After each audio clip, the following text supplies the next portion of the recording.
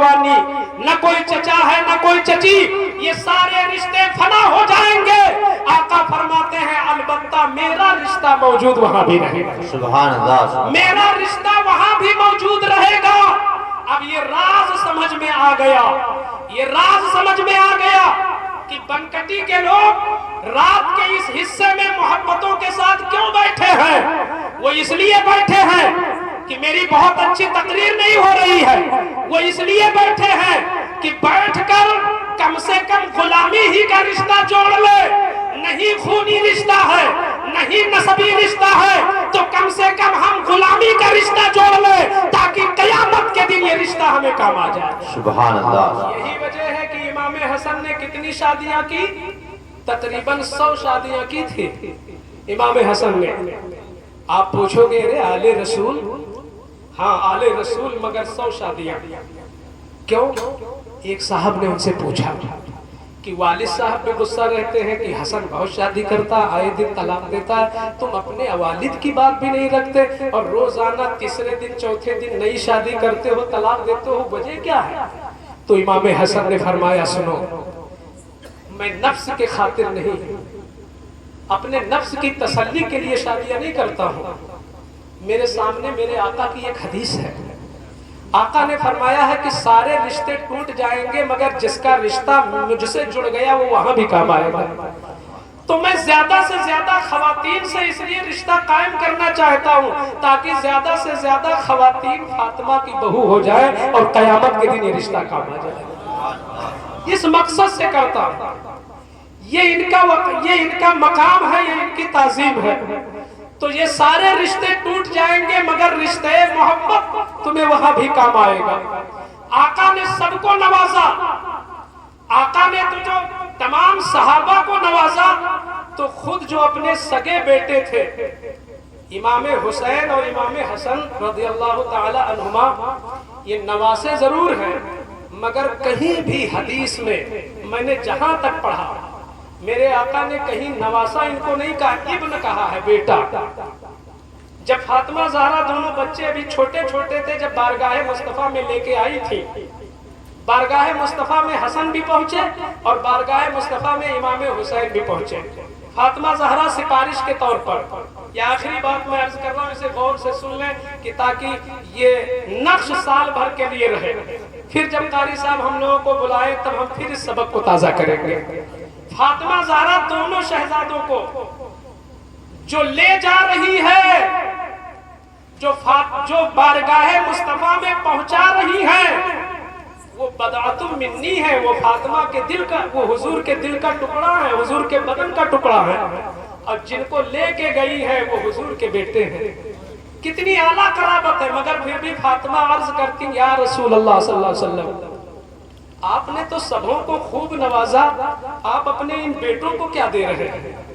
ان کو بھی تو کچھ دے دیجئے۔ تو اس وقت میرے آقا نے حسن و حسین کو کیا دیا تھا؟ فرمایا اما الحسن فلہو حیبتی وسودتی واما الحسین فلہو جرأتی وجودی۔ فاطمہ لے جاؤ، دو نعمتیں دونوں شہزادوں کو دے دیا، بڑے بیٹے کو اپنی سرداری دے دیا اور چھوٹے بیٹے کو اپنی بہادری دے دیا۔ اب آپ کہو گے کہ حسن کو سرداری ملی تو کہاں حکومت کیا حسن نے؟ مولا علی کے وصال کے بعد خلیفہ بنے حسن، 40,000 کوفہ کے لوگ دل و جان سے قدموں پہ قربان ہونے کے لیے تیار تھے حسن کے۔ عرض کر رہے تھے ہم ہاتھ میں ہاتھ بھی دیں گے، موقع آئے گا تو جان بھی دیں گے، مگر آپ علی کی اولاد ہو، خلیفہ آپ ہی رہو۔ دمشق میں ملک شام میں امیر معاویہ ہے، ان کے بھی اپنے چاہنے والوں کی ایک لمبی جماعت ہے، چونکہ حضور نے اپنی زندگی ہی میں فرمایا تھا ھذا ابنی سید لعل اللہ ان یصلح بین الفئتین من المسلمین، یہ میرا بیٹا ایسا سردار ہے کہ اس کی وجہ سے اللہ تعالیٰ دو مسلمانوں کی بڑی جماعتوں میں لڑائی کو ختم کرے گا۔ یہ حضور کی پیشن گوئی تھی۔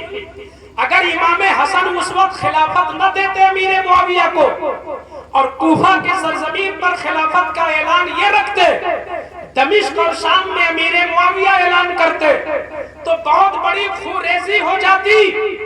मगर देखो इमाम हसन की सरदारी कि इमाम हसन ने बगैर किसी दबाव के, बगैर किसी जबर के, बगैर किसी जुल्म के, बगैर किसी सिफारिश के बरज़ा व रग़बत अपनी खिलाफत को अमीर मुआविया की झोली में डाल दिया और कौम के अंदर इत्तेहाद पैदा कर दिया, कौम के अंदर अमन पैदा कर दिया। ऐ बरकती के मुसलमानों, ये बरकती फकीर इस मुक़द्दस आले रसूल की मौजूदगी में आज आपको ये पैगाम देता है कि सरदार उसे मत मानना जो कौम को लड़ा के सरदारी करे, जो कौम में फूट डाल के सरदारी करे, जो गरीबों का खून चूस के सरदारी करे। अरे तुम्हारे बदन पर ये लॉन्ड्री का धुला हुआ टाइट कपड़ा, तुम नेता बनते हो, खानदान में तो गरीबों को तुम लड़ाते हो। उसका भी मुकदमा तुम्ही ने दायर कराया, उसका भी मुकदमा तुम्ही ने दायर कराया। इससे पैसा दिलाया, ये गालिब आया, उससे पैसा दिलाया, वो गालिब आया। इस तरह तुम प्रधानी करते हो, इस तरह तुम पंच बनते हो, इस तरह तुम नेतागिरी करते हो। अरे ये गुलामी है। सरदारी उसे कहते हैं जो फातिमा के बेटे ने दिया है कि कुर्सी दे दिया मगर मुल्क में अमन पैदा कर दिया, इक़्तिदार दे दिया मगर मुल्क में शांति पैदा। तो आज जिसको अपने गांव में सरदार बनना हो, चाहे वो आलिम हो, चाहे वो इमाम हो, चाहे वो प्रधान हो, चाहे वो पीर हो, चाहे वो उस्ताद हो, जिसको हकीकत में हसन जैसी सरदारी करनी हो, अपनी इज्जत का उतना ख्याल न रखे, कौम में एकताई पैदा करे, कौम में मोहब्बतों का दावत दे, कौम को लड़ने से बचा ले, अपना निजी घाटा कर ले मगर खानदान के फूट को खत्म कर दे। हकीकत में यही तो मुस्तफा की सरदारी है, यही सरदारी है। आज अगर इसी सरदारी के राज को समझ ले तो मदरसों में लड़ाइयां खत्म हो जाएंगी। आज अगर इसी सरदारी को समझ ले तो मस्जिदों की लड़ाई बिल्कुल फना हो जाएगा। आज अगर इसी सरदारी के मफहूम को समझ ले तो खानकाहों से निज़ाओ शिकाको इख्तिलाफ का माहौल खत्म हो जाए। मगर समझे तो कौन समझे।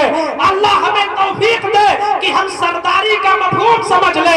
ये सरदारी नहीं है कि तुम फजाओं में प्लेन से उड़ करके अपने घर में दौलतें जमा कर दो और तुम्हारे भाई फाका से मरे। ये सरदारी नहीं है। मुस्तफा की सरदारी तो ये है कि पेट पर पत्थर बांधे हैं और कौम को इकताई की दावत दे रहे हैं। सुभान अल्लाह। ये सरदारी हसन को मिली और हुसैन को। नारे तकबीर, बुलंद आवाज से हाथों को फिजाओं में लहराकर नारे तकबीर, नारे रिसालत, वास्ती दूल्हा, कादरी दूल्हा, शाने अहले बैते मुस्तफा, शाने हजरत इमाम हसन हुसैन। सुभान अल्लाह। इस हसन की सरदारी को जिसने नहीं समझा, कितने ऐसे गांव थे वहां के जलसे खत्म हो गए, अंजुमनों में फूट पड़ गई, जलसे हमेशा के लिए खत्म हो गए, मदरसे बंद हो गए, तनज़्ज़ुली के शिकार हो गए। आला तालीम होती थी अदना तक पहुंच गई, अदना थी तो स्कूल में बदल गई। वजह यही है कि सरदारी का मफहूम नहीं समझा लोगों ने। आओ आज इस आले रसूल की मौजूदगी से हम सबक ले लें कि हमें वो सरदारी करना है जो मौला अली के बेटे ने किया, कि हमारी शोहरत हो या ना हो, कौम तो एक रहे। कौम में तो आज सगे भाइयों में बोलचाल नहीं। एक शादी कोई करता है तो दूसरे दिन 3-4 लोग किसी को मनाने जाते हैं, खा लो उसके यहाँ खा लो। ये सब क्या है? ये बहुत बुरी बात है। तुम मुट्ठी भर हो, मुट्ठी भर।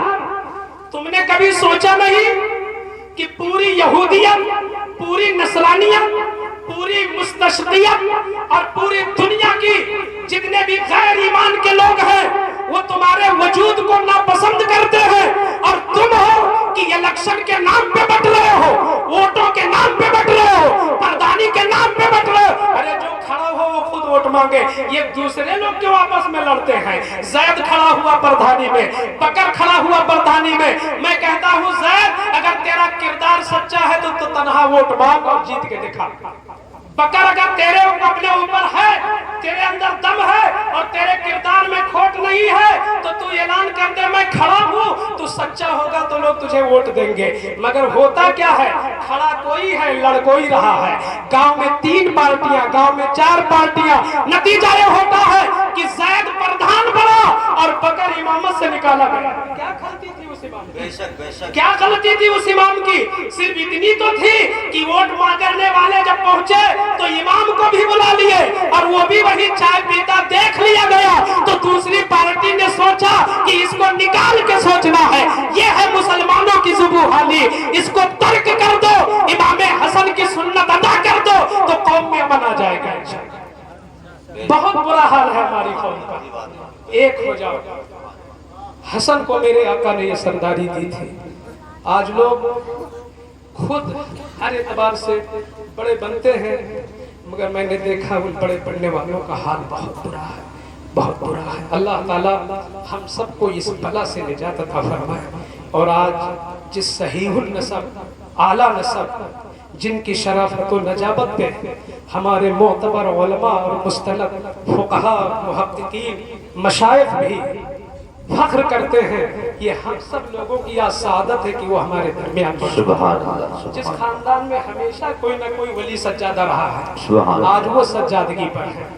जहाँ से तकरीबन 800 साल से इश्क और इरफान की दावतें मिल रही हैं, जिस जमीन को मेरे आला हजरत ने जन्नत का टुकड़ा कहा हो, उस जमीन से तशरीफ लाए। अल्लाह ताला इनके वजूद मसूद से हम लोगों को खूब खूब मालामाल फरमाए।